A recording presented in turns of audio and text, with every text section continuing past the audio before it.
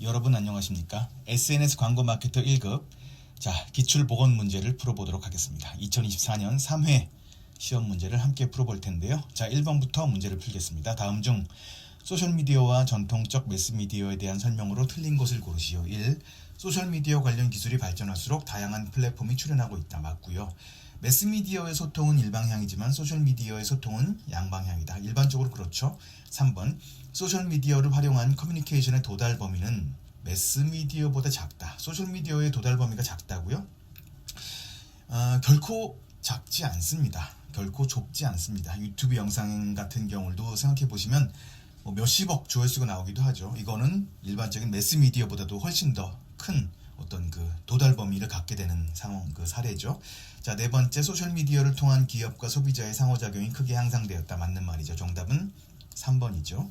2번, 다음 중 소셜미디어 플랫폼의 강점과 약점에 대한 설명으로 가장 부합하는 것은 무엇인가? 1. 인스타그램은 다양한 필터 기능을 갖고 있다. 아마 사진 필터 말하는 것 같은데요. 맞는 말이죠. 2번, 다양한 할인 프로모션 정보의 전달은 인스타그램보다 카카오톡이 더 뛰어나다. 카카오톡이 프로모션 정보 전달에 효과적인 건 맞지요. 인정합니다. 다만 인스타그램이 다양한 할인 프로모션 정보의 전달이 뛰어나지 않다고 말할 수 있나요? 이건 2번은 그래서 적절하지 않은 것 같습니다. 그래서 일단 2번이 X인 것 같고요. 3번, 네이버 밴드는 동일한 취향과 취미를 가진 사람들과 소통하기 적합하지요. 맞고요. 네 번째, 일반인도 유튜브를 통해 크리에이터가 되어 수익을 창출할 수 있지요. 2번이 약간 애매한 표현이긴 하지만 나머지 3개가 워낙 맞는 표현이기 때문에 2번이 가장 부적합한 답이 되겠죠. 정답은 2번이죠. 3번, 다음 중 소셜미디어의 특징에 대한 설명으로 가장 부적합한 것을 고르시오. 틀린 걸 고르는 거죠. 1. 소셜미디어는 개방, 참여, 공유의 가치로 요약되는 웹 2.0 기술을 기반으로 성장했다. 맞고요. 두 번째, 소셜미디어 광고는 텍스트 기반의 태도 및 행동을 유발하는 설득 커뮤니케이션 수단이다. 텍스트 기반이라고 말하기 어렵죠. 물론 초반에 트위터 같은 경우는 텍스트 기반도 많이 쓰였지만 현재 소셜미디어는 아니죠. 텍스트 기반이라고 말하기에 적절치 않죠. 이미지, 동영상, 음성 등 다양한 멀티미디어를 사용하고 있잖아요. 그래서 텍스트 기반이라고 말하는 건 적합하지 않습니다. 그래서 정답은 2번 같고요. 3번도 보죠. 소셜미디어는 TV, 신문 등 레가시 미디어 대비 양방향 상호작용이 뛰어나죠. 맞고요. 네 번째, 소셜미디어를 활용하면 기업은 고객과 적극적인 관계 형성이 가능합니다. 정답은 그래서 2번이에요. 4번 문제 풀어보죠. 다음 중 초월, 가상을 의미하는 단어와 우주를 의미하는 단어의 합성어로서 현실의 정치, 경제, 사회, 문화 영역에서의 상호작용을 가상 공간에 구현한 콘텐츠와 플랫폼을 칭하는 용어는 무엇인가? 딱 봐도 메타버스의 정의를 그대로 얘기하고 있는 것이죠. 정답은 그래서 4번이지요. 5번 문제 풀어보겠습니다. 다음 설명에 부합하는 콘텐츠 유형은 무엇인가? 동영상과 기록을 뜻하는 영어 단어. 동영상은 비디오고요. 기록은 로그죠. 브이로그를 얘기하나 봐요. 유튜브 등 동영상 플랫폼에서 유행하는 영상 콘텐츠의 하나다. 창작자의 일상생활을 동영상으로 기록하여 소셜미디어에 공개한 일련의 게시물을 의미한다. 브이로그 맞죠? 정답은 3번입니다. 그 다음에 6번으로 가죠. 디지털 미디어는 기업의 통제 권한과 비용 발생 유무에 따라 분류할 수 있습니다. 다음 설명에 해당하는 미디어를 칭하는 용어는 무엇인가요? 보기 보시면 매스미디어, 온드미디어, 페이드미디어, 언드미디어가 있는데요. 기본적으로 디지털 미디어를 이야기할 때 온드, 페이드, 언드 이 세 가지 쓰죠. 2, 3, 4 중에 하나겠네요. 보기를 볼까요? 보기가 아니고 위에 나온 제시어를 볼까요? 일반 사용자들이 제품의 구매 후기, 사용 후기 등을 소셜미디어를 통해 공유한다. 두 번째, 브랜드 정보가 고객 사이에 구전되도록 유도하는 서포터스, 체험단, 소비자 기자단 등을 활용한다. 세 번째, 통제력은 약하다. 통제력이 약하다는 말이 이제 큰 힌트가 되겠어요. 통제력은 내가 직접 내 미디어를 운영할 때 통제력이 세잖아요. 이런 미디어는 뭐라고 그러죠? 온드 미디어라고 해요. 그리고 보면 체험단, 기자단 이런 거 쓸 때 주로 내 미디어라기보다는 우리가 블로그 체험단도 네이버 블로그에다 하지 우리 홈페이지에 하지 않잖아요. 그러니까 외부 미디어를 활용하게 되지요. 그리고 그 미디어를 사용할 때 우리가 광고처럼 매체비를 내지 않죠. 우리가 네이버 블로그 쓸 때 네이버에다가 매체비를 내나요? 그러지 않잖아요. 우리가 체험단 같은 거 할 때. 그래서 정답은 언드미디어예요. 언드미디어는 내가 소유하지도 않고요. 그리고 내가 비용을 지불하지도 않는 그런 미디어를 말해요. 예, 그런 미디어가 보기 중에서 몇 번이에요? 4번이죠. 정답 4번이고요. 7번 문제로 가겠습니다. 다음 중 소셜미디어 플랫폼의 특징에 대한 설명으로 가장 올바르지 않은 것은이에요. 1. 네이버 밴드는 동일한 취향과 취미를 가진 사람들과 소통하기에 적합하다. 맞고요. 두 번째, 인스타그램 스토리는요. 12시간 동안 콘텐츠를 노출하고 사라진다. 12시간이 아니고 24시간이라고 하죠. 그래서 2번이 틀렸어요. 3. 링크드인은 구인 및 구직, 동종업계 정보의 공유에 특화된 플랫폼이다. 맞고요. 네 번째, 틱톡은 15초에서 10분 길이의 숏폼 비디오 형식으로 영상을 게재하고 공유하는 서비스이다. 사실 10분을 우리가 숏폼이라고 말하기지 그렇죠. 그런데 그래도 요 시간 자체 15초에서 10분 요 시간은 맞는 말이에요. 어쨌든 그래서 정답은 틀린 걸 고르는 거니까 2번이 맞습니다. 자, 그 다음에 8번으로 가겠습니다. 8번은 다음 중 소셜미디어 마케팅에 대한 설명으로 가장 올바르지 않은 것을 찾는 거죠. 1번, 소셜미디어 광고 솔루션은 세분화된 고객의 반응을 직접 확인하고 대응하는 것이 가능하다. 맞고요. 두 번째, 도달률과 빈도수를 측정하기 어렵다. 소셜미디어가 그렇다고요? 사실 말이 안 되죠. 소셜미디어 덕분에 사실은 빈도수와 도달률을 더 잘 알 수 있게 되었죠. 디지털 광고를 우리가 소셜미디어 광고를 할 때 소셜미디어 플랫폼 내에서 그런 광고에 대한 성과 분석이나 그런 그 수치, 퍼포먼스를 자세하게 잘 알려주잖아요. 오히려 소셜미디어 덕분에 도달률과 빈도 같은 다양한 매트릭스를 우리가 알 수 있게 된 거예요. 그래서 이걸 측정하기 어렵다는 점이 단점이라고 말할 수는 없는 거죠. 정답은 2예요. 그래서 3, 4번도 보죠. 3번, 소셜미디어 최적화는 브랜드의 존재감과 커뮤니케이션 효과의 극대화에 초점을 맞춘다. 맞고요. 효과적인 소셜미디어 최적화 캠페인은 긍정적 온라인 구전의 양산을 극대화한다도 맞는 말이죠. 자, 9번으로 갑시다. 인스타그램에서 사용 가능한 동영상 광고 형식에 대한 설명으로 올바르지 않은 것을 고르라. 는 것이죠. 1번, 인스타그램 피드에 노출되는 광고, 동영상 광고로 9대16 화면을 사용할 수 있습니다. 두 번째, 인스타그램 탐색 탭에 노출되는 동영상 광고로 9대16 화면 비율은 사용할 수 없다? 사용할 수 없는 게 아니고요. 9대16 화면이 기본 사이즈예요. 근데 이제 9대16이 기본 사이즈인데 클릭 전에 썸네일 표현될 때는 1대1로 나타나기도 한다고 합니다. 3번, 인스타그램 아티클에 노출되는 동영상 광고로 9대16 사용할 수 있고요. 4번, 인스타그램 스토리에 노출되는 동영상 광고로서 9대16 화면 비율 사용할 수 있어요. 정답은 2번이에요. 자, 10번 문제로 갑시다. 다음 중 메타 비즈니스 광고 캠페인 준비사항에 대한 설명으로 올바르지 않은 것을 고르시오.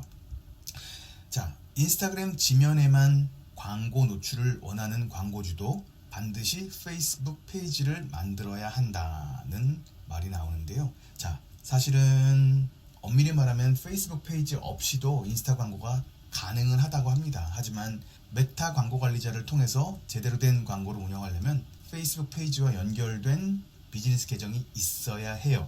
그래서 약간 1번은 완벽하게 맞는 답은 아니지만 그렇다고 또 완전히 틀렸다고 말하긴 그래요. 그래서 뭐 일단 1번은 부분적으로 틀린 답이라고 저는 생각을 하는데 사실 더 명백하게 틀린 게 이제 있어서 그게 답이 되는데 뒤에 볼게요. 2. 인스타그램의 슬라이드형 게시물을 이용해서 브랜드 인지도 증대 목표로 광고를 진행할 수 있다. 맞고요. 3. 매출을 위한 전환 캠페인을 세팅하려면 메타 픽셀 전환 이벤트 준비가 필요하다. 맞고요. 4번이 틀린 답인데 페이스북 앱 등록 없이도 앱 설치 캠페인을 실행할 수 있다. 이 말은 명백히 틀린 말이에요. 그러니까 1번도 좀 애매한 건데 1번이 지금 부분적으로 틀린 설명이라면 4번은 지금 명백하게 완전하게 틀린 답이기 때문에 여러분들은 답을 4번으로 하셔야겠어요. 페이스북에서 앱 등록 없이 앱 설치 캠페인을 할 수 있다는 말은 틀린 말입니다. 자, 11번으로 갈게요. 다음에 설명하는 기업의 광고 목표에 적합한 메타 4 비즈니스의 입찰 방식에 알맞는 것은 무엇이냐. 자, 이 기업은 광고에 대한 도달과 광고 비용 지출의 예측을 중요하게 생각한대요. 도달과 비용이죠. 한정된 예산으로 선택한 기간에 타겟 고객에게 도달률과 빈도를 기준으로 광고를 집행해야 한다는 말이 나오네요. 광고 비용 지출을 예측할 수 있는 가장 적절한 그 입찰 방식은요. 노출이에요. 노출. 즉 도달과 빈도죠. 그래서 이거를 가지고 최적화해서 이제 하는 입찰 방식을 우리가 OCPM이라고 해요. OCPM, Optimized CPM이라고 하죠. 그래서 보시면 가장 알맞는 걸 찾는 건데요. CPV는 아니죠. V는 여기서 말하는 V는 뷰예요. 뷰. 그러니까 동영상 조회수만으로는 도달과 빈도를 파악할 수 없죠. 1번 아니고요. 2번 OCPM 이게 맞고요. CPS는 Cost per Sales예요. 판매당 과금. 이건 구매 유도를 목표로 한 거니까 틀리죠. CPC 이건 Cost per 클릭이죠. 그래서 빈도, 도달과는 직접적 관계가 없어요. 정답은 그래서 2번 OCPM입니다. 자, 그 다음 문제로 가겠습니다. 12번 다음 중 메타 4 비즈니스에서 설정할 수 있는 비즈니스 목표 유형에 해당하지 않는 것은 무엇이냐. 6가지가 있어요. 판매, 잠재 고객, 참여, 앱 홍보, 트래픽, 인지도. 자, 잠재 고객 맞죠? 트래픽 맞고요. 앱 홍보 있고요. 그런데 최저 CPC 같은 건 없습니다. 최저 CPC는 입찰 방식으로 쓰이는 말이고 광고 성과 지표로도 사용할 수 있는 말인데 비즈니스 목표 유형으로는 제가 처음에 이야기한 6가지 그것만 있어요. 다시 말하면 판매, 잠재 고객, 참여, 앱 홍보, 트래픽, 인지도 이렇게 6가지만 있어요. 최저 CPC는 아닙니다. 정답은 4. 13번 새로 출시한 브랜드의 광고 및 홍보가 목적일 때. 새로 출시한 브랜드라고 그랬어요. 새로 출시한 브랜드를 널리 알리고 싶은가 봐요. 자, 이때의 캠페인 목표로 적합한 것이 무엇이냐. 브랜드 알리는 것이 뭐예요? 브랜드 알리는 것이 가장 큰 목적이다. 브랜드 새로 출시했다고 하니까 인지도가 중요하겠어요. 정답은 그래서 인지도. 그러니까 최대한 많은 사람들에게 광고를 노출시키는 거죠. 그래서 정답은 트래픽도 아니고 참여도 아니고 판매도 아니에요. 정답은 2번 인지도입니다. 자, 14번 문제로 가죠. 메타의 광고 플랫폼 내의 광고 만들기는 3단어로 구성되어 있다. 세 단계로 구성되어 있다. 다음 중 각 단계에 대한 설명으로 가장 적절하지 않은 것을 고르시오. 자, 1단계 캠페인 설정에서 경매 또는 예약의 구매 유형을 결정합니다. 자, 1단계 캠페인 설정에서 캠페인 목표를 설정합니다. 맞고요.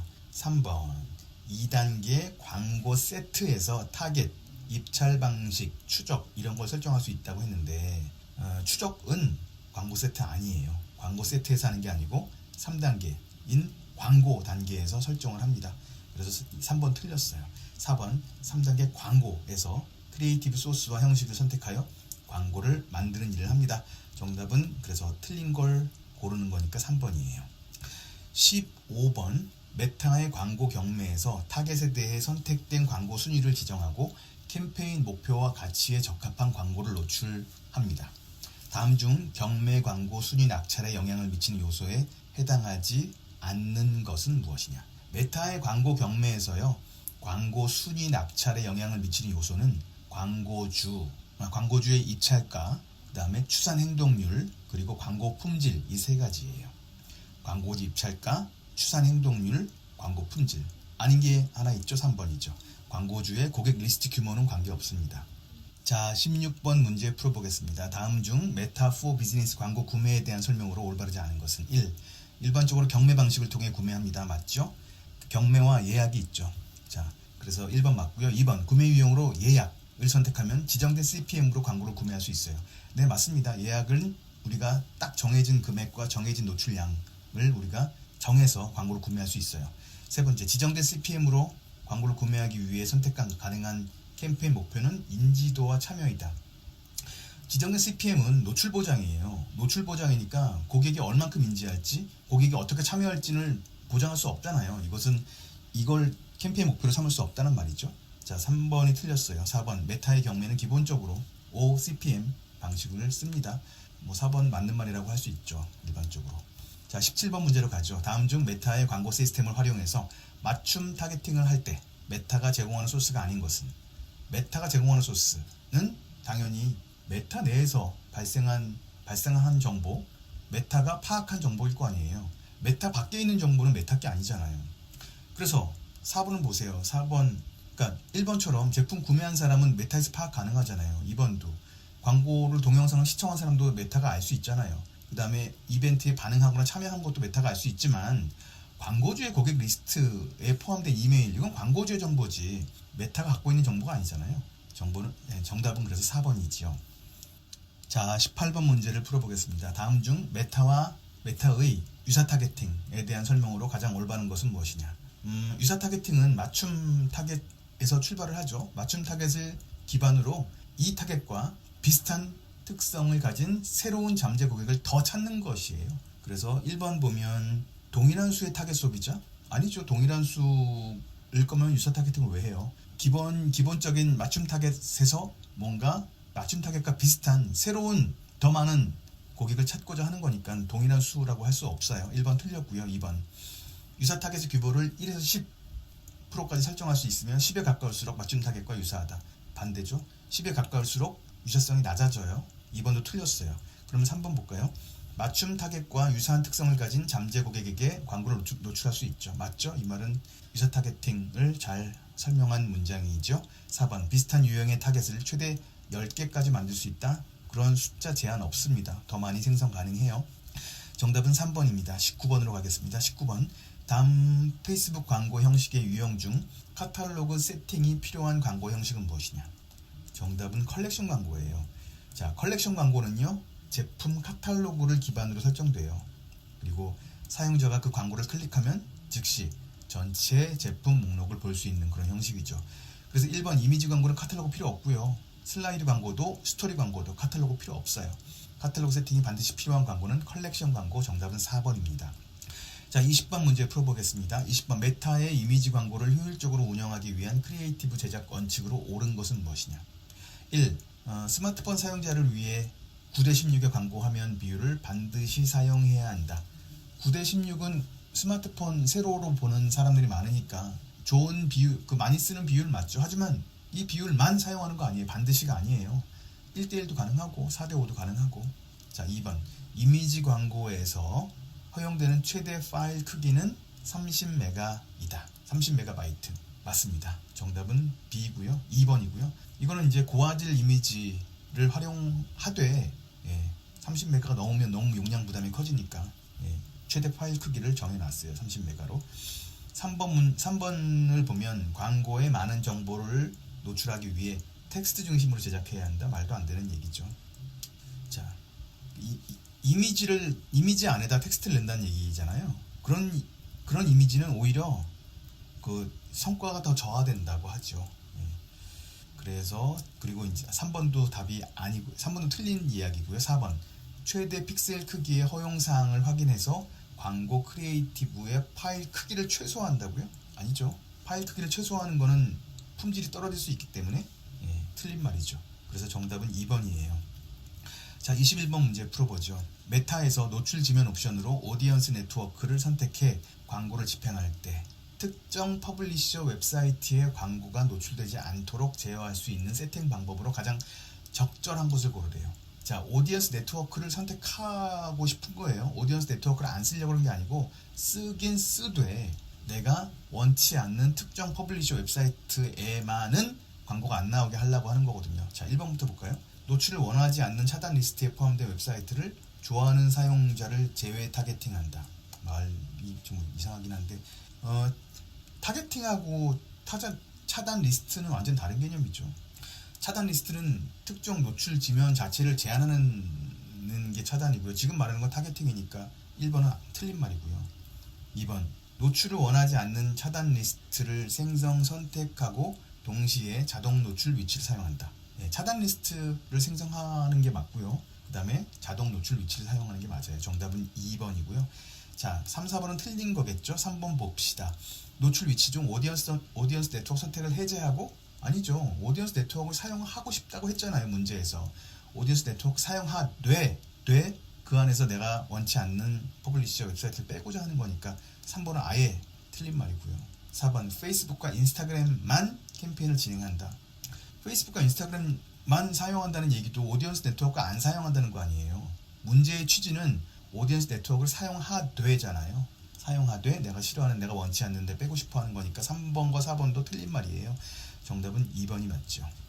자, 22번으로 가죠. 다음 중 메타에서 활용할 수 있는 광고 캠페인에 대한 설명으로 틀린 것은 1. 인스타그램 계정이 없더라도 인스타그램 피드에 광고를 게재할 수 있다. 맞아요. 슬라이드 광고는 최대 15개의 이미지나 동영상을 사용할 수 있다. 15개가 아니고 10개가 맞습니다. 그래서 2번이 틀린 거예요. 3번 매출을 위해 전환 캠페인을 세팅하기 위해 메타 전환 이벤트 준비가 필요하다. 맞고요. 4번 컬렉션 광고는 모바일 전용으로 제공되는 광고 상품인 것도 맞습니다. 정답은 틀린 것 2번이에요. 자, 23번 다음 중 메타의 페이스북에 대한 설명으로 옳지 않은 것을 고르시오. 페이스북 1번 페이스북 페이지 대신 인스타그램 채널만 운영하는 것이 유리하다. 말도 안 되는 얘기죠. 지금 우리 타겟이 누군지 뭐 안 나온 상태에서 인스타그램만 해라 이런 말이 안 되잖아요. 페이스북이 잘 통하는 광고 타겟도 있잖아요. 그래서 무턱대고 인스타만 해 이런 말은 틀린 거죠. 1번은 옳지 않습니다. 2번 페이스북 광고에 오프라인 매장 방문 성과 측정할 수 있어요. 그런 기능이 있습니다. 3번 음식점 템플릿을 활용하면 고객들의 메뉴에 대한 반응을 살펴볼 수 있는 리뷰 기능 설정이 가능하다고 합니다. 맞고요. 4번 서비스 비즈니스 템플릿을 통해 페이스북 예약 기능으로 예약 관리가 가능하다. 또 맞습니다. 정답은 1번 페이스북 페이지는 사용하지 마. 인스타그램 채널만 사용해. 라는 말은 틀린 거죠. 무조건 그렇게 한다는 건 틀린 거죠. 예, 타겟을 고려해서 페이스북에 더 나은 타겟이 있으면 당연히 페이스북 사용해야죠. 24번 다음 중 메타에서 활용할 수 있는 동영상 광고 제작에 대한 설명으로 옳지 않은 것은 1. 특정 광고 목표를 선택하면 360도 동영상을 활용할 수 있다. 맞고요. 소리가 없더라도 소비자가 이해할 수 있는 동영상을 제작해야 하고요. 그래서 뭐 자막 같은 거 넣는 경우가 많죠. 3번 세로형 동영상을 제작해서 모바일 지면을 최대한 활용하라. 이것도 맞죠. 모바일은 주로 세로로 많이 보니까. 4번째 전달하고자 하는 광고의 핵심 메시지는 동영상의 마지막에 노출하는 게 아니죠. 틀렸어요. 동영상 광고에서는 광고의 핵심 메시지를요 처음 몇 초 안에 전달하는 것이 중요하다 이렇게 얘기하죠. 소비자는 광고를 짧게 보고 스크롤을 넘기는 경향이 있기 때문에 마지막이 아니라 초반에 메시지를 정확히 전달할 필요가 있습니다. 그래야 광고 효과가 극대화된다고 하죠. 자, 25번으로 가겠습니다. 다음 중 인스트림 동영상, 인스턴트 아티클, 오디언스 네트워크에서 광고주가 차단할 수 있는 콘텐츠 카테고리가 아닌 것은 메타의 광고 시스템에서는요 광고주가 인스트림 동영상, 인스턴트 아티클, 오디언스 네트워크에서 광고가 노출되지 않도록 차단할 수 있습니다. 어떤 거냐면 참사 및 분쟁, 성인용, 혐오 이런 민감한 주제를 차단할 수 있어요. 그러나 구인구직은 뭐가 문제예요? 문제가 안 되죠. 그래서 차단하는 카테고리에 포함되지 않아요. 정답은 그래서 구인구직 3번입니다. 근데 교재에 정답이 4번으로 되어 있는데 3번이 맞습니다. 불편을 드려 죄송합니다. 자, 26번으로 가겠습니다. 메타를 활용해 크리에이터와 퍼블리셔가 콘텐츠로 수익을 획득할 수 있는 방법에 대한 설명입니다. 다음 중 적절하지 않은 것은 무엇입니까? 1. 주문형 인스트림 광고로 수익을 얻기 위한 자격 요건 중 하나는 팔로워 수 최소 5,000명이다. 맞습니다. 주문형 인스트림 광고로 수익을 얻기 위한 자격 조건 중 하나는 최근 60일 동안 달성한 시청 시간이 5만 분이어야 합니다. 5만 분이 아니에요. 5만 분이 아니고요. 최근 60일 동안 시청 시간 요건이 5만 분이 아니라 60만 분입니다. 정답은 그래서 2번이에요. 2번이 틀린 거예요. 3번 팬 구독을 사용하면 충성도 높은 팬이 특별 혜택을 받기 위해 매달 일정 금액을 지불해야 합니다. 원칙적으로 맞는 말이죠. 근데 팬 구독이란 말보다는 구독이란 표현을 쓰고요. 그리고 사실 이 구독 기능은 우리나라에는 사용할 수 없대요.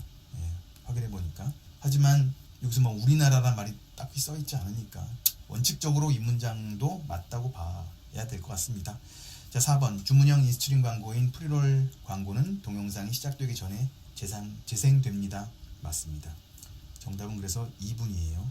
5만 분이 아니라 60만 분이에요. 자, 27번 문제로 가죠. 다음 중 메타의 앱 패밀리 커뮤니티 규정의 목표와 가치가 아닌 것은 메타의 커뮤니티 규정에 대한 문제라고 보시면 되겠어요. 앱 패밀리란 말 뭐 잘 쓰이는 용어가 아니고요.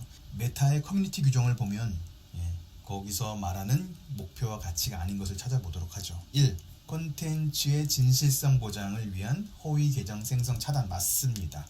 사람의 존엄성과 권리 보장을 위해 괴롭힘과 모욕적인 콘텐츠 차단도 맞는 얘기이고요. 개인정보와 사생활 보호를 위한 개인정보 보호 기능 제공도 맞지요. 4번 봅시다. 표현의 자유를 위해서 개인 뉴스는 제한 없이 자유를 보장한다. 메타의 커뮤니티 규정을 보면 표현의 자유를 중시하는 건 맞습니다. 동시에 허위정보, 폭력적 콘텐츠, 증오 이런 콘텐츠는 제한해요. 제한 없는 자유가 아니에요. 그래서 개인 뉴스나 콘텐츠일지라도 무제한의 자유를 보장하지는 않아요. 정답은 4번. 자, 28번으로 가죠. 다음 중 메타의 비즈니스 광고의 구매 방식에 대한 설명으로 가장 적절한 것은 무엇이냐. 1. OCPM은 구매 발생 가능성이 높은 타겟 소비자에게 광고 노출을 최적화하는 형태의 입찰 유형 맞습니다. 그래서 OCPM은요, 광고주의 목표에 따라 가장 가능성이 높은 타겟 소비자에게 광고 노출을 최적화하는 방식이에요. 두 번째, 실시간 경매 방식으로 구매하면 타겟팅, 광고 집행 일정 변경이 불가능하다. 불가능하지 않습니다. 일정 변경, 타겟팅 변경 가능합니다. 3번, CPC, 코스트 퍼 클릭으로 구매하더라도 보장 노출은 가능하다. CPC는 클릭당 비용이에요. 그래서 보장 노출 가능하지 않습니다. 보장 노출은 CPM인 경우에 가능한 것이죠. OCPM 포함해서요. 자, 네 번째, 예약 구매 옵션을 사용하기 위한 최소 모수는 50만 명이다. 예약 구매에 특정한 최소 모수 규정은 없어요. 이거는 뭐 캠페인 설정, 타겟팅 조건에 따라서 달라져요. 자, 29번. 다음 중 메타의 비즈니스 광고와 연관되어 비즈니스 성장을 위해 고객에게 노출할 수 있는 앱에 대한 설명으로 틀린 것은 무엇이냐. 1. 페이스북은 비즈니스 페이지를 통해 타겟팅된 광고를 노출할 수 있습니다. 맞아요. 인스타그램은 사진과 동영상을 공유하며 영감을 얻고 새로운 관계를 만들어갈 수 있어요. 맞고요. 세 번째, 메신저를 통해 더 많은 신규 고객 확보가 가능합니다도 맞습니다. 그런데 왓츠앱을 통해 고객과 친밀한 소통은 기대하기 어렵다. 사실 친밀한 소통이 어디까지 친밀한 거고 좀 애매하죠. 자, 근데 보면 원래 왓츠앱이 고객과 직접적인 소통을 하기 위해 만들어진 플랫폼이고, 특히 중소기업들이 고객 문의, 응대, 그리고 개인화된 메시지 전달, 프로모션 공유 이런 것처럼 이런 데 있어서 사용하는 데 적절하다. 근데 우리나라에서는 거의 사용하지 않는 이 앱이어서 문제가 좀 그렇게 적절한 문제 같지는 않은데, 하지만 왓츠앱 자체는 그런 친밀하고 직접적 소통을 위해 만든 거기 때문에 기대하기 어렵다는 말은 적절하지 않은 것 같습니다. 정답은 4번이에요. 30번 문제. 다음 중 메타 포 비즈니스의 특별 광고 카테고리에 해당하지 않는 것은. 특별 광고 카테고리는 주택, 신용, 고용 이런 것들의 특별 광고 카테고리고요. 교육은 그렇지 않아요. 교육은 거기에 포함되지 않아서 정답은 4번이고요. 31번 문제. 약 3개월 전에 전환 픽셀 스크립트 설치를 완료한 온라인 쇼핑몰이 있습니다.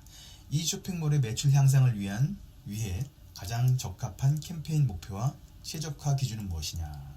좀 어려워 보이네요. 자, 전환 픽셀이 설치되어 있다고 했어요. 그리고 3개월 동안 데이터를 수집했다고 했어요.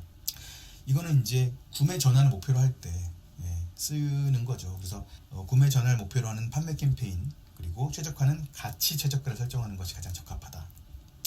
이게 이제 매출 향상을 위해서 가장 구매 가능성이 높은 타겟에게 광고를 노출하고요. 높은 가치를 생성하는 고객을 우선으로 타겟팅할 수 있는 방법이다. 이렇게 소개되어 있어요. 그래서 보면 1번 트래픽 캠페인 목표? 아니에요. 지금 우리는 전환을 목표로 하는 거잖아요. 트래픽 캠페인 아니죠. 자, 2번 트래픽 캠페인 목표, 이것도 아니죠.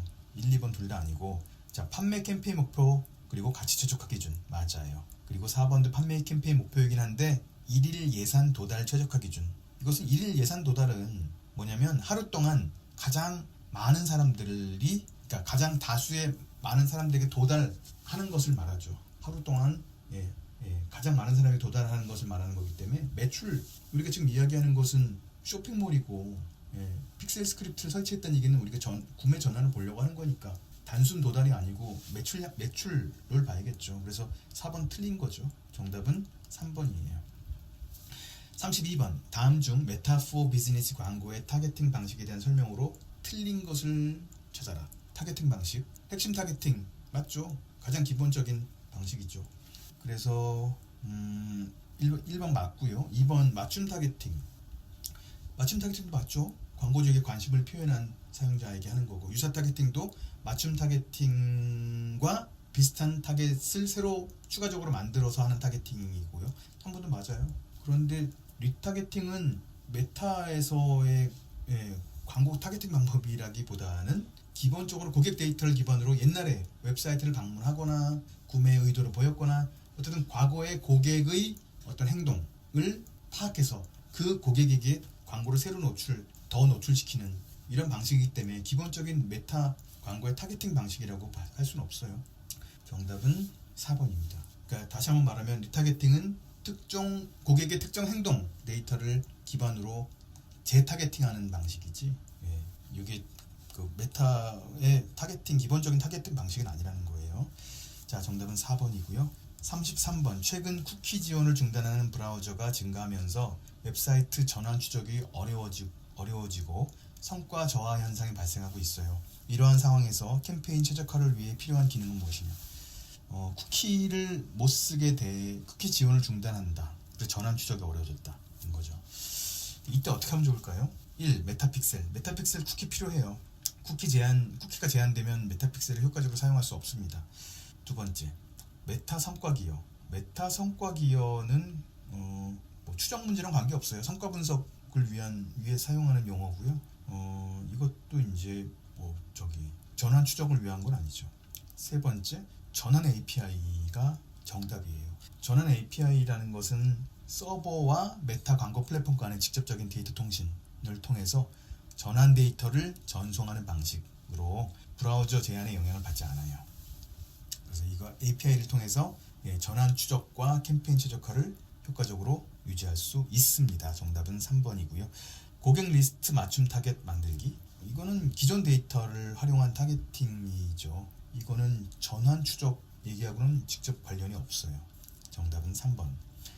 자, 34번. 다음 중 메타픽셀에 대한 설명으로 옳지 않은 것을 고르시오.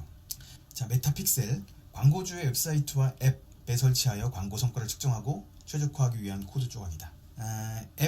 웹사이트와 앱이라고 그랬죠? 앱은 아니에요. 앱은 SDK를 사용해요. 픽셀은 앱이 아니고요. 웹사이트에 특화된 도구이기 때문에 1번이 틀렸어요.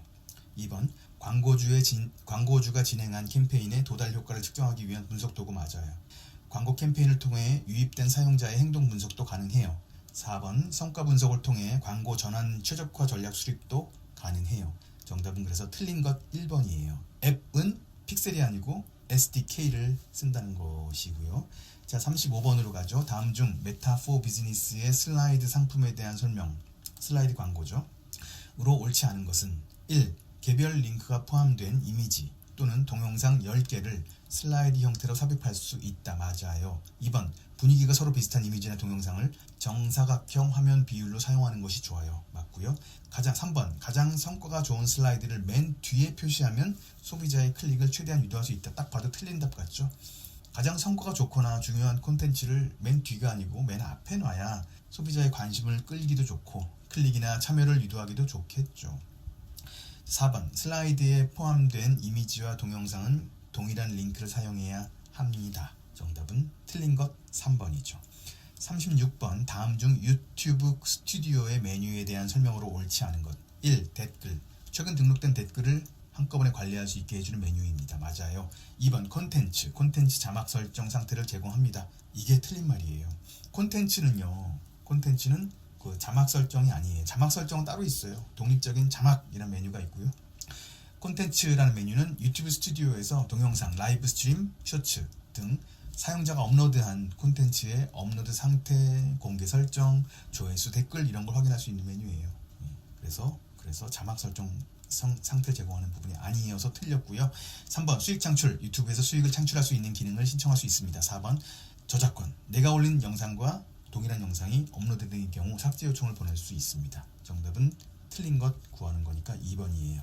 자, 37번 문제로 가겠습니다. 다음 중 유튜브에 대한 설명으로 옳지 않은 것은 1. 동영상 조회수로 검색 결과 동영상 순위가 결정된다. 조회수? 유튜브의 검색 결과 순위는요 단순히 조회수에 의해서만 결정되지는 않아요. 유튜브는요 알고리즘을 통해서 이제 사용자 통해서 데이터를 수집하는데 사용자의 참여도, 이를테면 시청 시간, 좋아요 수, 댓글 수 이런 것들도 보고요.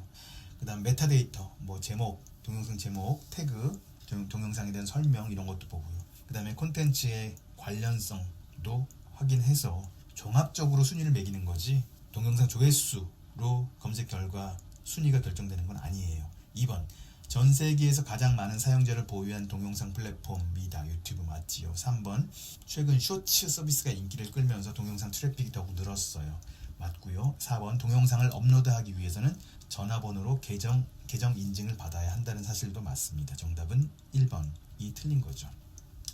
38번, 다음 중 유튜브의 맞춤 동영상 선정에 영향을 미치는 요인이 아닌 것을 고르시오. 맞춤 동영상을 추천하는 그 알고리즘은요 사용자의 시청 행동, 사용자의 피드백, 구독하는 채널, 시청 시간 이런 것들을 고려해서 정한대요. 그래서 1. 유튜브와 전 세계에서 일어나고 있는 일을 다루는 동영상은 아니에요. 특정 주제가 맞춤 동영상 선정의 직접적 기준이 되는 건 아니라고요. 2번, 동영상을 클릭한 사용자들이 해당 영상을 시청한 시간, 이거는 중요합니다. 동영상 공유, 좋아요, 싫어요, 설문조사 등 시청자의 피드백, 이것도 중요합니다. 네 번째, 사용자가 구독 중인 채널과 관련성이 높은 영상도 포함되죠. 정답은 틀린 걸 구하는 거니까, 틀린 걸 찾는 거니까 1번이고요. 자, 39번으로 갑시다. 다음 중 구글 애즈에 대한 설명으로 옳지 않은 것을 고르시오. 1. 광고 성과를 확인하고 수정할 수 있다. 맞고요. 일반적으로 최대 10개의 계정을 하나의 이메일 주소에 연결할 수 있다. 그렇지 않습니다. 구글 애즈에서는요 하나의 이메일 주소로 10개 이상도 가능해요. 10개 이상의 관리자 계정 연결도 가능하고요. 그 수 제한은 사용 목적에 따라, 계정 사용 목적에 따라 달라질 수 있다, 이렇게 설명이 나옵니다. 그래서 최대 10개, 이거 틀린 말이에요. 3번, 광고주가 달성하고자 하는 주요 목표를 중심으로 캠페인 목표를 선택할 수 있다. 맞고요. 광고 계정 구조는 캠페인, 광고 그룹, 광고 이렇게 되어 있습니다. 맞고요. 40번으로 가겠습니다. 다음 중 유튜브 인기 급상승 동영상에 영향을 미치는 신호로 가장 적절하지 않은 것을 고르시오. 유튜브의 인기 급상승 동영상은요 동영상의 조회수 증가 속도, 업로드 기간, 조회수, 사용자 참여 등을 종합적으로 평가해서 결정됩니다. 그래서 적절하지 않은 것을 고르면 1번 먼저 볼게요. 동영상 조회수 증가 속도 맞고요.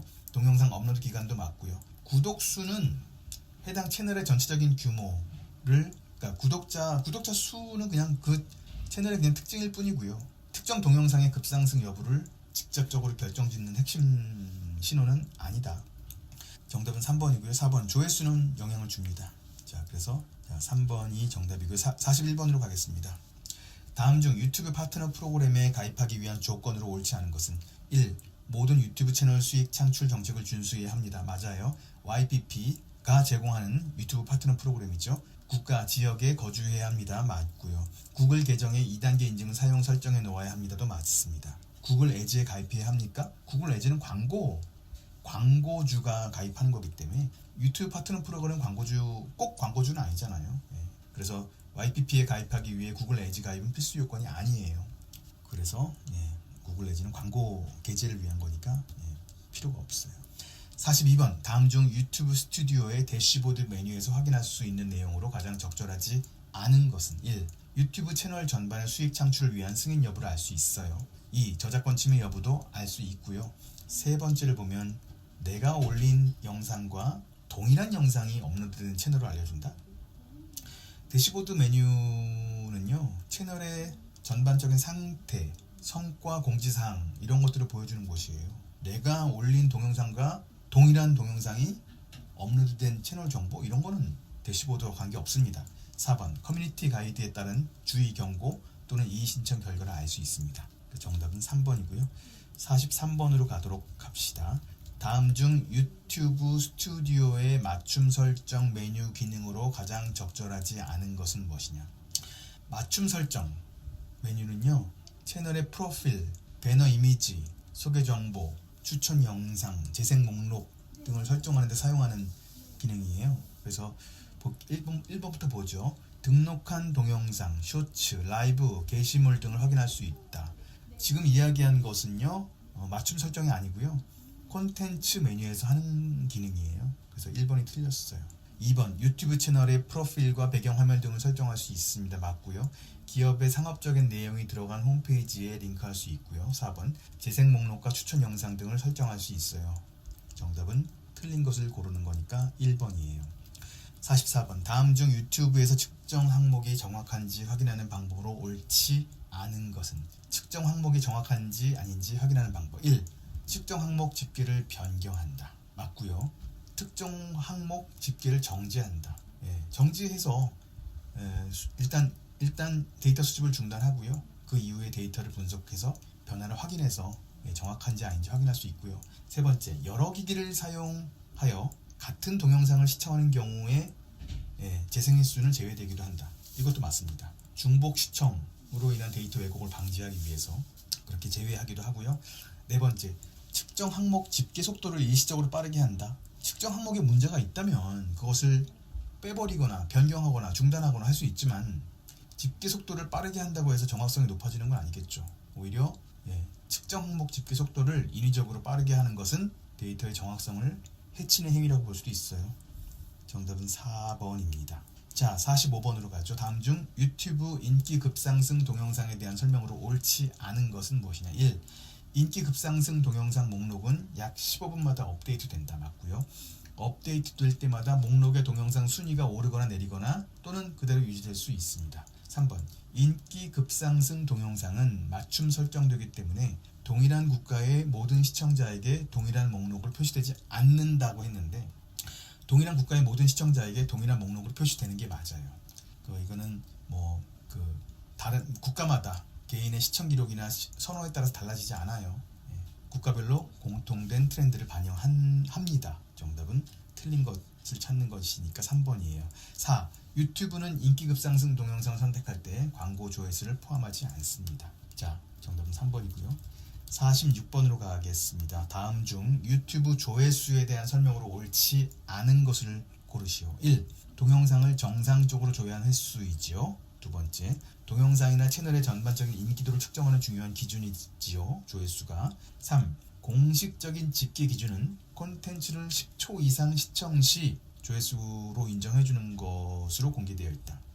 유튜브는요, 조회수가 인정되는 공식적인 시청 시간의 기준을 공개한 적이 없어요.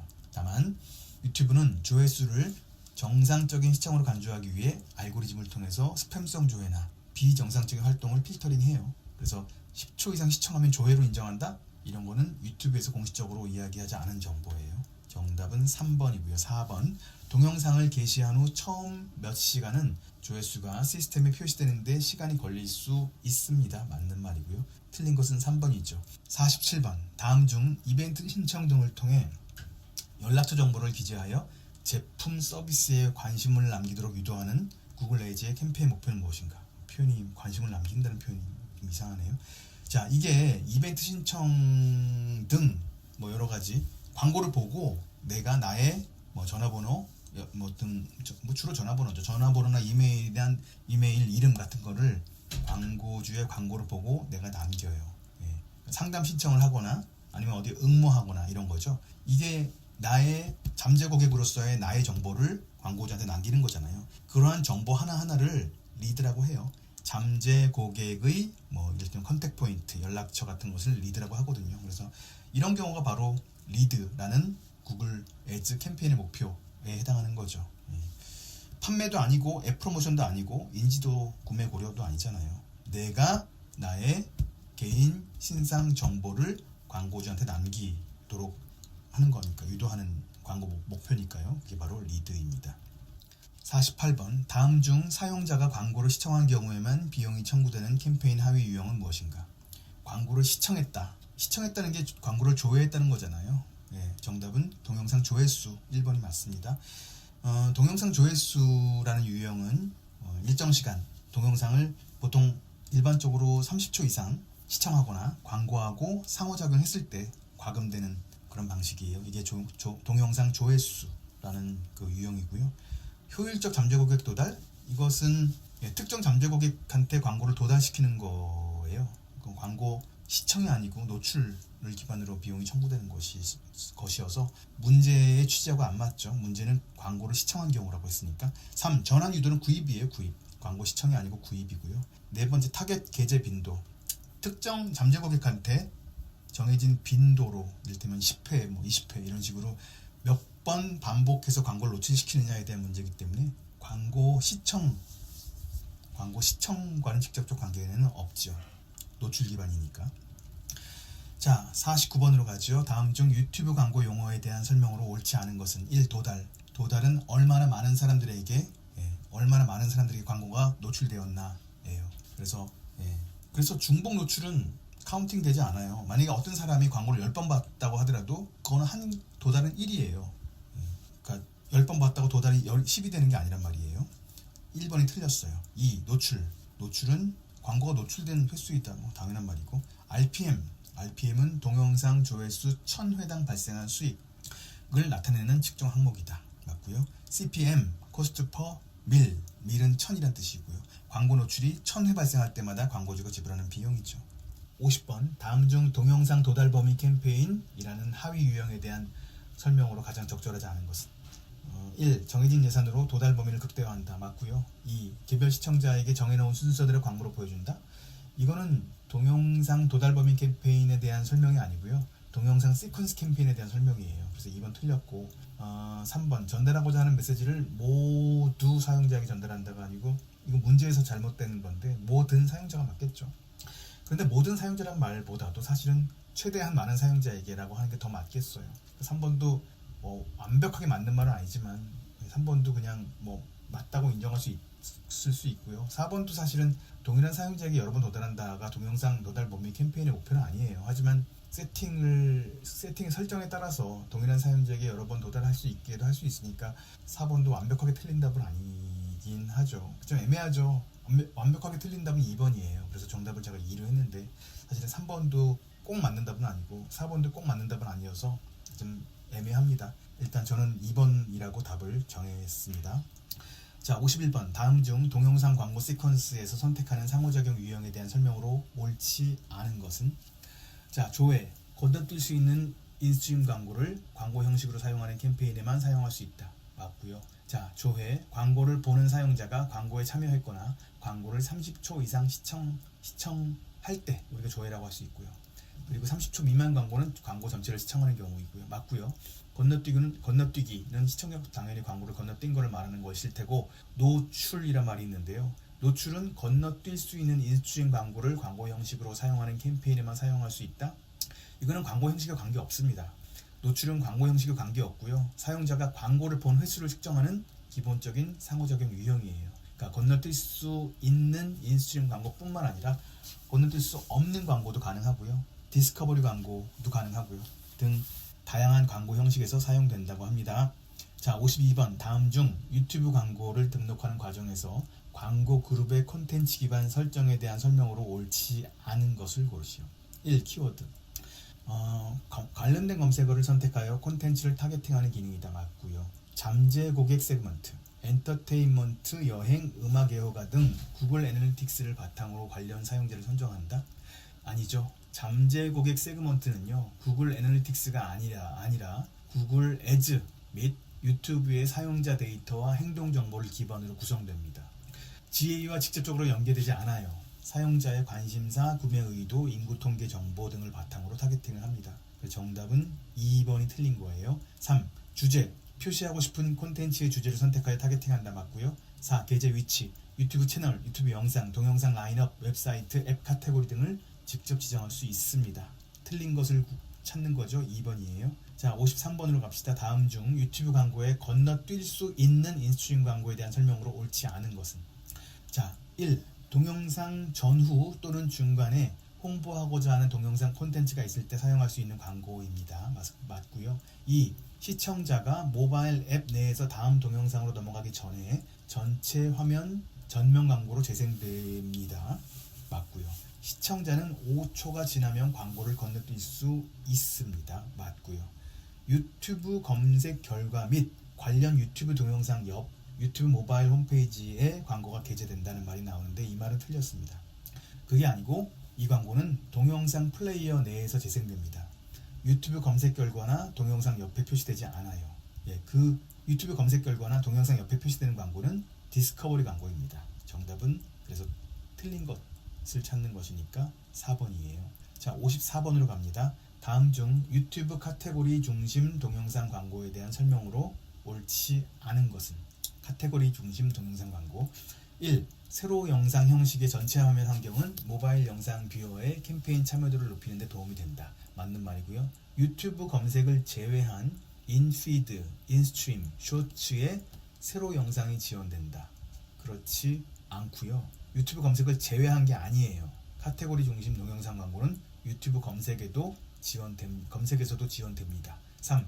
유튜브 외부에서는 구글 동영상 파트너에도 광고가 게재되어 더 많은 사용자들에게 도달합니다. 맞고요. 세로 방향 영상은 데스크톱 사용자에게 인피드로 게재될 수 있습니다. 자, 틀린 것은 그래서 2번이에요. 자, 55번. 다음 중 범퍼 광고에 대한 설명으로 옳지 않은 것은? 1. 짧고 기억하기 쉬운 메시지로 광범위한 고객에게 도달하고자 할 때 사용하는 광고 맞습니다. 광고 길이는 6초 이하입니다. 맞습니다. 시청자는 건너뛰기 버튼을 클릭하여 광고를 건너뛸 수 있다? 아닙니다. 이거 6초 이하짜리 짧은 광고니까 건너뛸 수 없어요. 4. 다른 동영상 전후 또는 중간에 재생됩니다. 자, 정답은 3번이지요. 건너뛸 수 없어요. 56번. 다음 중 구글의 아웃스트림 광고에 대한 설명으로 옳지 않은 것은? 1. 제목, 배너, 링크 등을 클릭하면 과금되는 CPV 방식이다. 아웃스트림 광고는요, 노출 기준이에요. 노출 기준. 그래서 클릭하면 과금되는 게 아닙니다. 그러니까 클릭되면 과금되는 게 아니라 노출 기준이라고요. 정답은 1번이에요. 1번이 틀린 거라고요. 2. 음소거 상태로 재생되며 시청자가 광고를 탭하여 음소거를 해제할 수 있어요. 맞고요. 구글 동영상 파트너의 다양한 게재 위치에 게재되는 모바일 전용 광고 맞습니다. 모바일 웹에서 배너 게재 위치에 광고가 노출됩니다. 정답은 1번이고요. 57번. 다음 중 유튜브 컴패니언 동영상에 대한 설명으로 옳지 않은 것은? 1. 주요 광고 우측이나 하단에 함께 노출되는 광고는 말합니다. 맞고요. 데스크톱에서 마스트헤드 광고 옆에 표시되는 동영상이다. 이것도 맞고요. 별도로 2개의 유튜브 동영상을 추가해야 하며 동일한 채널의 동영상이어야 한다.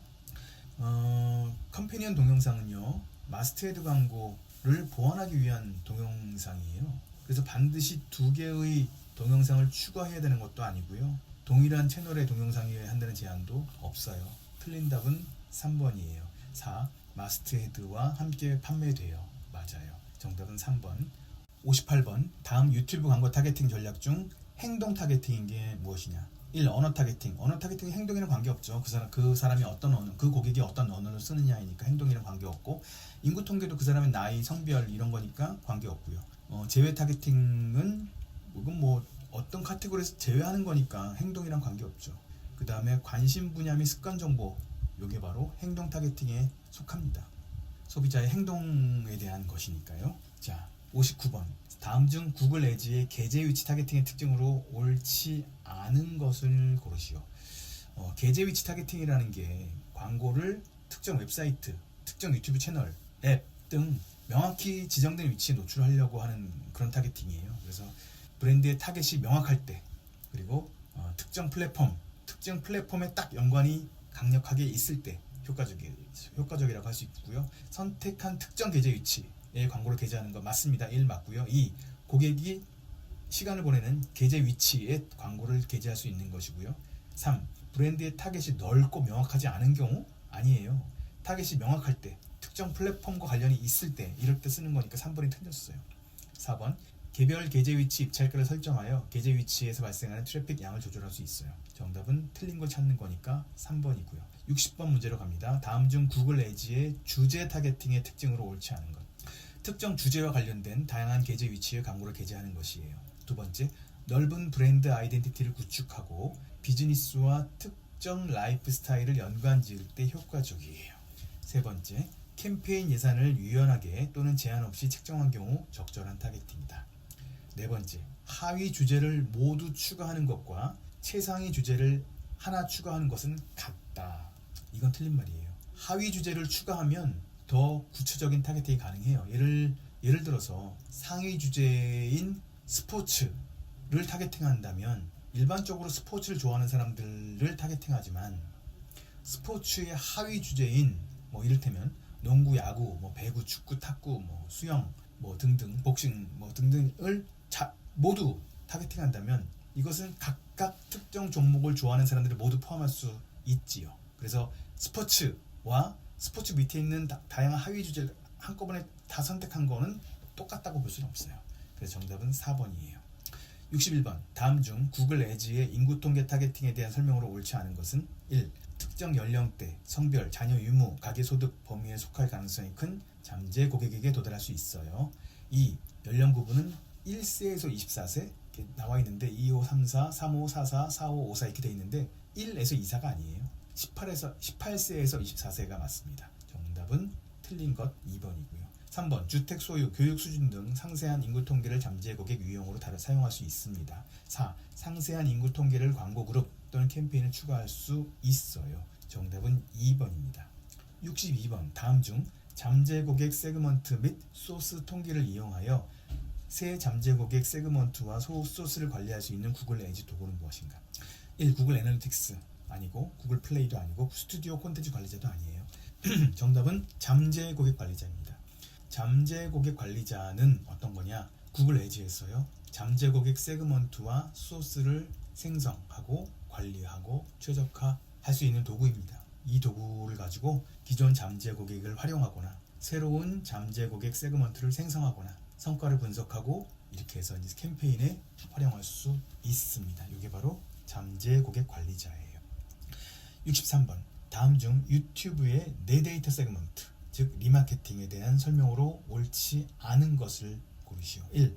유튜브에서 과거에 상호작용을 했던 유저를 대상으로 다시 마케팅하는 것이에요. 이게 바로 리마케팅이죠. 내 데이터 세그먼트이고요. 한 개 유튜브 채널에 최대 한 개의 구글 애지 계정을 연동할 수 있다. 하나만 연동할 수 있다는 뜻인데 그렇지 않습니다. 유튜브 채널과 구글 애지 계정은 여러 개의 구글 애지 계정을 하나의 유튜브 채널에 연동할 수 있어요. 이를 통해 다양한 광고 계정에서 동일한 유튜브 채널의 데이터를 활용하여 리마케팅을 할 수 있습니다. 자, 3번. 내 웹사이트 또는 모바일 앱을 이용한 사용자에게 광고를 게재할 수 있습니다. 맞고요. 초기 목록 크기는 최근 30일 사이에 내 채널에서 활동한 적이 있는 사용자의 목록을 만들 수 있다. 이것도 맞고요. 정답은 틀린 걸 고르는 거니까 2번입니다. 64번. 다음 중 유튜브 채널을 구글 애지 계정에 연결하는 것을 통해 도달할 수 있는 사용자 목록으로 옳지 않은 것. 유튜브 채널을 구글 애지 계정에 연결한다고 했어요. 자, 채널의 동영상을 조회한 사용자 맞고요. 특정 동영상을 광고로서 조회한 사용자 맞고요. 채널을 구독한 사용자는 맞지만 4번. 채널의 동영상을 공유한 사용자의 목록은 유튜브에서 직접 제공하지 않는데요. 그래서 리마케팅 목록 생성에 활용할 수 없습니다. 65번. 다음 중 구글 애지의 도달 범위 플래너에 대한 설명으로 옳지 않은 것은 1. 순사용자 도달 범위, 조회수, 전환수를 중심으로 미디어 계획을 정확히 만들 수 있어요. 2. 데이터는 제3자가 유효성을 검증한 것입니다. 3. 가능한 한 최신의 데이터를 제공하기 위해 매일 업데이트됩니다. 맞습니다. 네 번째가 틀렸는데요. 데이터는 실제 도달 범위 및 입찰가와 일치한다가 틀렸어요. 일치하지 않아요. 구글 애지의 도달 범위 플래너는요. 캠페인 도달 범위하고 조회수를 예측하는 데 유용한 도구예요. 그래서 예측치일 뿐이죠. 실제 도달 범위 및 입찰가와 반드시 일치하진 않습니다. 그러니까 실제 성과는 다양한 요인에 따라서 달라질 수 있다는 것이에요. 정답은 4번이에요. 자, 그 다음에 66번으로 갑니다. 다음 중 도달 범위 플래너 사용 시 선택할 수 있는 가격 옵션에 대한 설명으로 옳지 않은 것은 자, 1번 도달 범위 플래너라고 했어요. 1. 입찰 CPV가 있는 광고에만 입찰이 가능하다. 입찰 옵션은요. CPV 방식뿐만이 아니고요. CPM, CPA 이런 다른 입찰 전략도 사용할 수 있습니다. 그래서 CPV만 있는 이건 틀린 말이에요. 이 빠른 예약, 고정 CPM으로 목표 노출수를 구매할 수 있습니다. 맞습니다. 또 빠른 예약에 대한 설명이죠. 범퍼 광고, 건너뛸 수 없는 인스트림 광고 또는 건너뛸 수 없는 인스트림 광고를 CPM 방식으로 사용하는 유튜브 캠페인에서만 사용할 수 있습니다. 맞고요. 요율표, 특별 광고 형식 또는 유튜브 셀렉트 게재 위치에 미리 설정된 가격이 적용됩니다. 정답은 1번이에요. 자, 67번. 다음 중 의도적인 사기 트래픽 및 의도하지 않은 클릭 또는 중복 클릭 등 실제 사용자의 관심과는 무관하게 발생한 유튜브 광고 클릭 및 노출을 의미하는 용어는 무엇인가? 무효 클릭도 있고 부정 클릭도 있고 무효 트래픽도 있고 부정 노출도 있는데요. 지금 이야기한 설명에 딱 부합하는 말은 무효 트래픽이라고 합니다. 무효 클릭은 트래픽이 아니고 클릭에 국한된 용어죠. 그래서 무효 트래픽의 하위 개념으로 보시면 되고요. 부정 클릭도 마찬가지예요. 부정 클릭도 일종의 사기 트래픽과 유사한 개념인데 의도적으로 광고를 클릭해서 비용을 발생하게 하는 걸 말하죠. 그 다음에 정답은 무효 트래픽 3번이 맞고요. 4번 부정 노출은 광고가 잘못된 방식으로 노출되는 것을 말하는데 부정 노출이라는 용어 자체가 사용되지 않는 용어라고 합니다. 정답은 무효 트래픽 3번이에요. 자, 68번. 다음 중 구글 애즈 보고서를 활용하는 방법으로 옳지 않은 것은 1번 저장된 보고서 중에서 12개월 이상 액세스하지 않은 보고서는 계정에서 자동으로 삭제된다. 구글 애즈에 저장된 보고서는요, 사용자가 삭제하지 않는 한 자동으로 삭제되지 않아요. 그래서 12개월 동안 액세스 안 했다고 보고서가 삭제되는 것은 아닙니다. 2. 시간 절약을 위해 데이터 분석 목록에 따라 언제든지 편리하게 이용할 수 있는 사전 정의 보고서가 제공됩니다. 3. 표준 보고서를 작성할 때는 보고서 편집기 도구를 사용하여 보고서에 포함할 열, 행, 값 등을 선택해야 합니다. 통계 및 보고서를 선택하면 저장된 보고서에 쉽게 액세스할 수 있어요. 정답은 1번입니다. 자동 삭제가 안 돼요. 69번. 다음 중 카카오 비즈니스에 대한 설명으로 옳지 않은 것은 1. 한 번의 약관동의 가입으로 카카오의 여러 비즈니스 서비스를 추가 약관동의 없이 바로 사용할 수 있도록 하는 통합 서비스 개념입니다. 맞습니다. 2. 카카오 비즈니스 회원 전환으로 카카오의 주요 비즈니스 서비스 및 개발 예정인 신규 서비스를 모두 사용할 수 있다. 이것도 맞습니다. 3. 통합 광고주 센터는 카카오에서 제공하는 비즈니스 서비스를 한 곳에서 볼 수 있는 통합 비즈니스 플랫폼이다. 근데 통합 광고주 센터라는 말을 사용하지 않습니다. 그런 말 자체가 존재하지 않고요. 대신 카카오 비즈니스라고 해야 맞는 말이죠. 네 번째, 카카오톡 채널, 카카오 디벨로퍼스, 챗봇 관리자 센터 등을 관리할 수 있습니다. 정답은 그래서 2번이 맞습니다. 정답은 3번이 맞습니다. 제가 책에서 2번이라고 했는데 2번이 정답이 아니고 3번 정답으로 수정하겠습니다. 불편을 드려 죄송합니다. 자, 70번 문제. 다음 중 카카오 모멘트에 대한 설명으로 옳지 않은 것은 카카오의 대표 광고 플랫폼이죠. 두 번째, 사업자 등록번호가 없는 광고주는 본인 인증 후 신규 광고 계정 생성이 가능하죠. 카카오의 빅데이터를 바탕으로 고도화된 타겟팅을 지원합니다. 자, 4번이 틀렸는데요. 카카오 커머스, 카카오톡 예약하기 등을 이용할 수 있다라는 말이 틀렸습니다. 카카오 모멘트는요, 카카오의 광고 플랫폼이에요. 광고 캠페인 생성, 관리, 타겟팅 이런 거를 지원하는 도구죠. 하지만 카카오 커머스나 카카오톡 예약하기 같은 서비스는요, 카카오 모멘트의 직접 기능이 아니고요, 카카오 비즈니스 플랫폼을 통해서 제공되는 기능입니다. 그래서 4번이 틀렸습니다. 71번. 다음 중 카카오 모멘트 광고 계정에 대한 설명으로 옳지 않은 것은 1. 개인 광고 계정은 세금 계산서 발행이 불가합니다. 맞습니다. 개인 광고 계정 생성 후 사업자 등록번호를 추가 등록할 수 있습니다. 맞고요. 개인 광고 계정은 멤버에게 마스터 권한 유입이 불가합니다. 이것도 맞습니다. 광고 계정은 하나의 카카오 계정당 1,500개까지 생성할 수 있다? 1,500개라고 딱 제한이 되어 있는 건 아니고요. 1,500개라고 딱 숫자가 정해져 있는 건 아니고 제한된 범위 내에서 다양하게 설정될 수 있다고 합니다. 사용 목적 및 정책에 따라서 달라질 수 있다. 그러니까 1,500개는 지금 과장된 수치라고 할 수 있겠습니다. 정답은 4번이고요. 그 다음에 72번. 다음 중 카카오 비즈보드 상품에 대한 특징 중 옳지 않은 것을 고르시오. 맞춤법이 잘못됐죠? 그 문제가 이렇게 나왔어요. 자, 카카오톡 채팅 탭의 메가 트래픽을 활용하여 최적의 광고 효율을 이끌어낼 수 있는 상품이다. 맞고요. 카카오 모멘트 관리자 센터에서 광고 등록부터 맞춤 타겟팅, 보고서 확인까지 직접 운영할 수 있어 효율 관리에 용이합니다. 3번. 카카오톡 PC 지면을 선점할 수 있는 보장형 디스플레이 광고이다. 카카오 비즈보드는요, 주로 모바일 환경에서 광고를 집행하는 상품이에요. 그래서 PC 지면을 선점하는 보장형 디스플레이 광고와는 관련이 없어요. 카카오는 주로 모바일 디바이스에서 효과적인 광고를 제공하는 솔루션에 중점을 두고 있고요. PC 지면을 선점하는 보장형 디스플레이 광고는 제공하지 않습니다. 그리고 4번 챗봇 등 다양한 카카오 비즈니스 솔루션으로 최종적인 마케팅 액션까지 막힘없이 연결할 수 있다는 맞습니다. 정답은 3번이에요. 73번 다음 중 카카오 비즈보드 유형에서 선택할 수 있는 광고 목표가 아닌 것은 카카오 비즈보드의 광고 목표는요 전환, 방문, 도달이에요. 전환, 방문, 도달. 조회는 없어요. 정답은 1. 74번 다음 중 내 카카오톡 채널 사용자에게 광고, 이벤트, 소식 같은 메시지를 발송할 수 있는 광고. 메시지를 발송할 수 있다. 1번이나 2번이나 4번은 다 디스플레이 광고잖아요.